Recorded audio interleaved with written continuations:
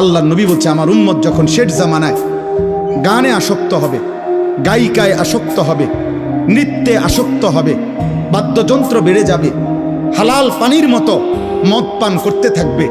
আল্লাহ রাসূল সাল্লাল্লাহু আলাইহি ওয়াসাল্লাম বলেছেন ইজা যাহারাতিল কাইনাত ওয়াল মাআজিফ ওয়াস্তাহাল্লাতিল খামরা, আল্লাহর নবী বলেন আমার উম্মতকে তখন মাটিতে ধসিয়ে দেওয়া হবে, পাথরের বৃষ্টি বর্ষণ করা হবে, চেহারা বিকৃত করে।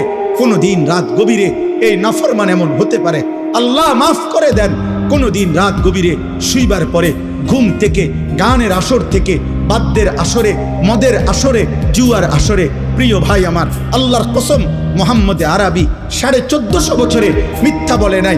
এই পাপের শাস্তি হিসাবে নবী বলছে চেহারা কোনোদিন অচিরেই শেষ জামানায় আমার উম্মতের চেহারা এই গান, বাদ্য, মদ, নেশা, জুয়ার আসক্ত ব্যক্তির চেহারা মানুষের সুরত বদলিয়ে পশু জানোয়ারের আকৃতি হয়ে যাবে।